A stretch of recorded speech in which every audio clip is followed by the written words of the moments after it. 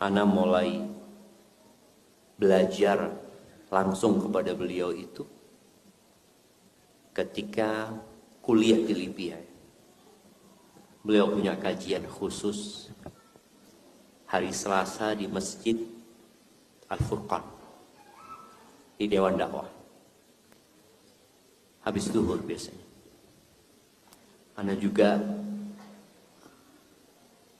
ngaji sama beliau di Bogor. Tapi nggak serius. Kenapa? Karena perjalanan dari Jakarta ke Bogor ya, dari angkot ke kereta ke angkot lagi, sampai tempat kajian itu sudah teler sama, udah ngantuk ya Allah seperti itu. Tapi yang jelas ana mendapatkan banyak ilmu dari beliau. Dan tadi Ustadz Ami juga menyampaikan kita ketika dekat sama Ustadz itu bukan hanya dari materi yang disampaikan, tapi dari adab dan akhlak beliau. Ini tuh beberapa kali ke rumahnya Ustadz Yasin. Rumah beliau sangat sederhana sekali. Bahkan anak duduk di bawah dengan karpet yang udah usang, bukan yang warna-warni. Ruang tamu beliau penuh dengan kitab dan buku. Anak tanya gimana cerita Ustadz, perjalanan Ustadz berdakwah Ustadz. Ya beliau sampaikan, di antara beliau sampaikan, anak ini kontraktor. Bertahun-tahun kontrak rumah. Dari satu rumah ke rumah selanjutnya. Nanti nggak diperpanjang 2 tahun. Ada yang pernah lama sampai 4 tahun kata dia. Kata beliau yang paling capek itu mindah kitab. Kata dia. Ini menunjukkan bahwasanya beliau terus belajar, nggak pernah berhenti belajar. Dan beliau itu lembut orangnya. Suka bergurau. Ketika anak datang ke rumahnya, dia ngomong sama anaknya, nih, Ustadz artis.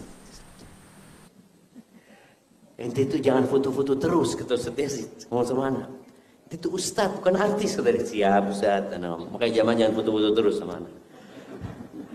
Rahimahullahu ta'ala. Sama Ustadz Fathi juga. Sampai terakhir ya, anak kalau mau cerita beliau panjang ya. Karena waktu kita sini nanti insya Allah kalau ada waktu. Karena udah malam, tapi enak cerita kalau sebelum tidur sebenarnya.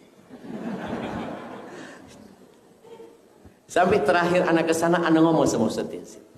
Ustadz, anak mau bawa istri anak Ustadz Yasin ke rumah Ustadz.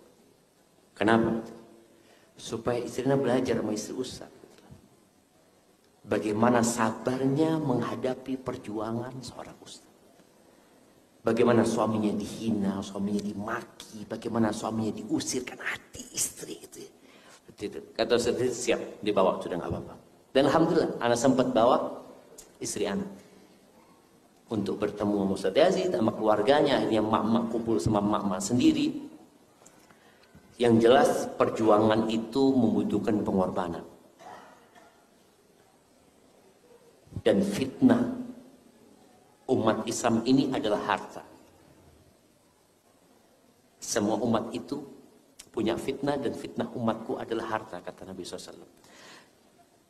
Sejak anak pulang dari rumahnya Ustadz Yasin, anak itu sering dikasih sama jamaah itu tas-tas branded ya. Kasih barang-barang branded. Anak ngomong sama mereka, jangan dikasih lagi.